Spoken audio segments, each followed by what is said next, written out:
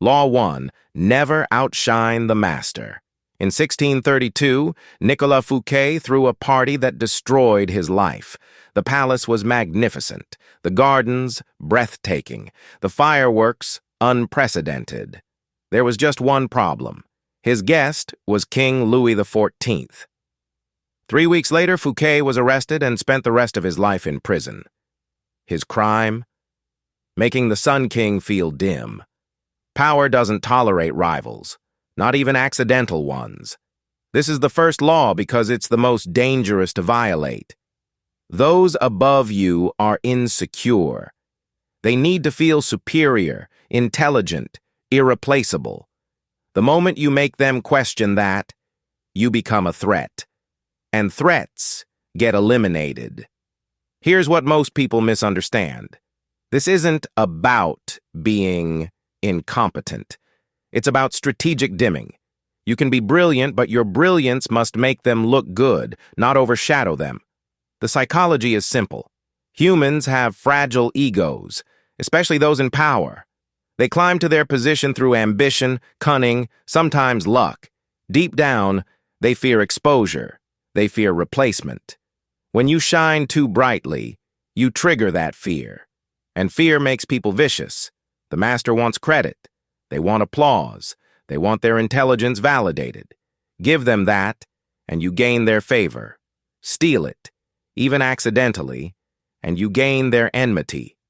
This law applies vertically, not horizontally. With peers you compete. With superiors you serve their vanity.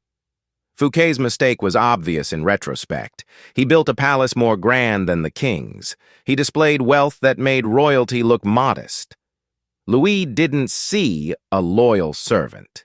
He saw a rival, a man who could buy what kings should monopolize, glory. Contrast that with Jean-Baptiste Colbert, Fouquet's rival. Colbert was brilliant, perhaps more so than Fouquet, but he was smart in a different way. He made sure every success was attributed to the king's wisdom. Every policy win became Louis's genius, not his own. Colbert rose, Fouquet fell. Galileo learned this law the hard way. When he presented his telescope to the Medicis, he named Jupiter's moons after them. Flattery through discovery. It worked. But when he challenged the Pope's astronomical views, making the church look foolish, he was sentenced to house arrest for life. Same man. Same brilliance. Different application of Law 1. Even Michelangelo understood this. Pope Julius II had a massive ego. Michelangelo could have flexed his artistic genius, taken credit, demanded recognition. Instead, he framed the Sistine Chapel as a tribute to God and the Pope's divine vision.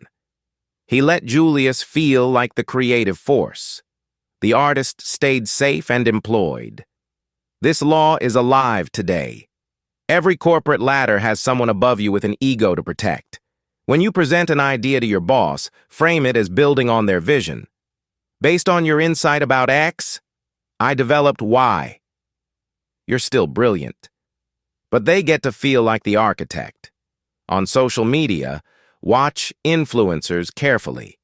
The ones who last don't publicly challenge bigger accounts. They collaborate, defer, amplify. They shine, but never brighter than those with more followers. The ones who pick fights with larger accounts, they get ratioed, forgotten, or deplatformed. In startups, the employee who constantly shows up, the founder with better ideas, gets fired, not promoted. Founders have fragile egos wrapped in visionary language. Work through them, not around them. Even in relationships, this applies. Make your partner feel like the intelligent one, the insightful one. You can be smart, but let them feel smarter in the moment. The person who always needs to be right ends up alone.